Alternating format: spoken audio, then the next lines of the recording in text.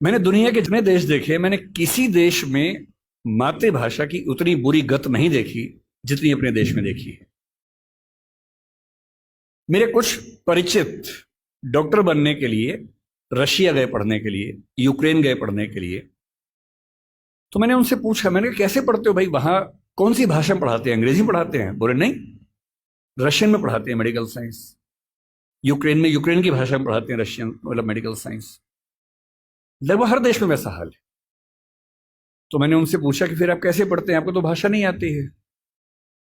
तो बोले नहीं, वहां का निश्चित सा नियम है कि पहले साल में हमें वो भाषा सीखनी होती है, फिर अगले 4 साल में उस भाषा में मेडिकल साइंस सीखना होता है। तो मैंने कहा इससे अच्छा वो अंग्रेजी में सिखा दें, आपको अंग्रेजी आती है। बोले नहीं, वहां तो ऐसी बात करने से भी नाराज हो जाते हैं। अपनी भाषा को लेकर बहुत सम्मान करते हैं वो लोग। वहां पढ़ाई की भाषा वही है जो उनके समाज की भाषा है। अंग्रेजी भी है, रिसर्च में है, जहां जरूरत है अंग्रेजी भी है, अंग्रेजी के विभाग है, वो भी एक भाषा के तौर पर है। पर जब उनको अपने यहाँ पढ़ाना होता है तो इंश्योर करते हैं कि वो पढ़ाई उनकी अपनी भाषा में हो। दुनिया के हर देश में ऐसा होता है, तो हमारे यहाँ ऐसा क्यों नहीं होता? और ये बात केवल हिंदी की नहीं है, तमिल की भी है, तेलुगु की भी है, गुजराती मराठी की भी है। मेडिकल साइंस पढ़ने के लिए हमें अंग्रेजी में ही मेडिकल साइंस क्यों पढ़ना पड़ेगा? इंजीनियरिंग पढ़ने के लिए हमें अंग्रेजी में ही क्यों पढ़ना पड़ेगा? एक ही तनाव हो सकता है कि भाई आप जब बात करेंगे टर्म्स की, तकनीकी शब्दों की बात करेंगे, तो तकनीकी शब्दों को आप दूसरी भाषा में आराम से नहीं ला सकते, क्योंकि उस भाषा में उतने शब्द विकसित नहीं होंगे। कोई बात नहीं, आप बीमारियों के नाम, लेबोरेटरी के टेस्ट के नाम वैसे के वैसे अंग्रेजी में स्वीकार कर लीजिए। मेडिकल साइंस की पूरी किताब हिंदी में हो और उसमें अंग्रेजी के तकनीकी शब्दों का इस्तेमाल वैसा का वैसा हो, इसमें क्या परेशानी है? और जब भाषा हम सीखते हैं, आपको आश्चर्य होगा, दुनिया में स्थापित सिद्धांत है, यूनेस्को पीछे पड़ा हुआ है इस चीज के लिए। दुनिया में स्थापित सिद्धांत है कि कोई भी बच्चा दुनिया का जितनी आसानी से अपनी भाषा में सीख सकता है, दूसरी भाषा में सीख ही नहीं सकता।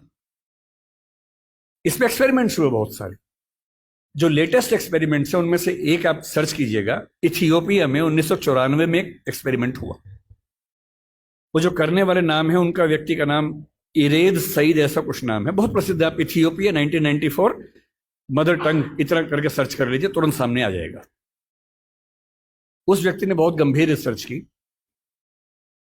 वो रिसर्च आज की दुनिया में एजुकेशन साइंस की सबसे प्रामाणिक रिसर्च मानी जाती है, और वो साबित करती है कि बच्चों की अटेंडेंस बढ़ने से लेकर, बच्चों की समझदारी बढ़ने से लेकर, बच्चों की जिज्ञासा बढ़ने से, बच्चों की पढ़ाई में रुचि बढ़ने से लेकर, और बच्चों की अपने परिवार, अपने समाज, अपनी संस्कृति के साथ लगाव बढ़ने के स्तर तक, हर मामले में मातृभाषा में पढ़ाई करने से बेहतर स्थितियां बनी। मुझे दया आती है उन बच्चों पर जिनमें मेरा बच्चा भी शामिल है। मैं भी उसी समाज की पैदाइश हूं, उसी समाज के दबाव मुझ पर भी काम करते हैं। और ये रिसर्च मैंने संयोग से अपने बच्चे की प्राथमिक शिक्षा के बाद पढ़ी, पहले पढ़ी होती तब भी मैं क्या करता, दिल्ली में आपको एक भी अच्छा स्कूल मिलेगा ही नहीं जो मातृभाषा में पढ़ाता हो। एक ऐसा माहौल है, मुझे दया आती है उन बच्चों पर। वो घर में जब 9-10 महीने के होते हैं या 3 साल के जब होते हैं, तब वो स्कूल जाना शुरू करते हैं। 2.5 साल का बच्चा अपनी भाषा में कॉम्प्लेक्स सेंटेंसेस बनाना सीख जाता है अपने आप, बिना एक शब्द भी पढ़े लिखे। आप घरों में देखिए छोटे बच्चों को, अच्छे से वाक्य बोलेंगे। और 2.5 साल का बच्चा तो नए वाक्य बनाने लगता है, वो भी जटिल वाक्य, सरल वाक्य नहीं।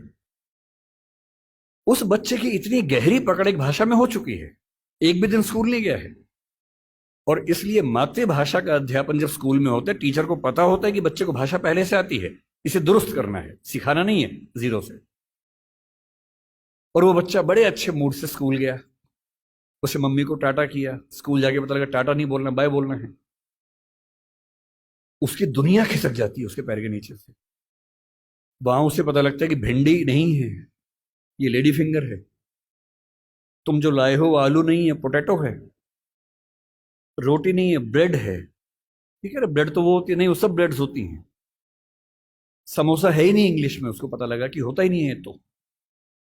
और वो बेचारा एक अजीब सी कश्मकश में है उसे अपनी भाषा में सीखना था कि जीरो क्या होता है, संख्या क्या होती है, एक क्या होता है। उसे अपनी भाषा में सीखना था कि सरकार क्या होती है, दुनिया क्या होती है, चलती कैसे है।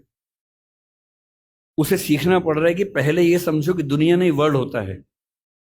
अब उसकी आधी से ज्यादा ऊर्जा वर्ल्ड पे अटकी हुई है और बाकी बची खुची ऊर्जा से वो समझ रहा है कि वर्ल्ड होता क्या है। उसकी आधी ऊर्जा लगी नंबर शब्द याद करने में, ना कि यह समझने में कि संख्या क्या होती है, नंबर क्या होता है। एक अजीब सी साजिश दुनिया भर में चल रही है कि दुनिया के हर बच्चे को उसकी मातृभाषा से बचपन में ही वंचित कर दो। उसे एक ऐसी भाषा में सिखाओ जहां उसके लिए वो भाषा सीखना अपने आप में चैलेंज हो। और इसलिए आप देखेंगे कि अगर ज्ञान की दुनिया में दुनिया भर की भाषाओं के आम आदमी शिरकत नहीं कर पा रहे हैं, गलती से भी ये मत सोचिएगा कि दिमाग वाले लोग बहुत कम होते हैं और वही आगे बढ़ते हैं। दिमाग वाले अधिकांश लोगों को बचपन में ही खत्म कर देने की साजिश दुनिया भर में चल रही है। और जो अपनी भाषा में पढ़ ही नहीं पाएगा वो कैसे आगे बढ़ेगा, कैसे सीखेगा।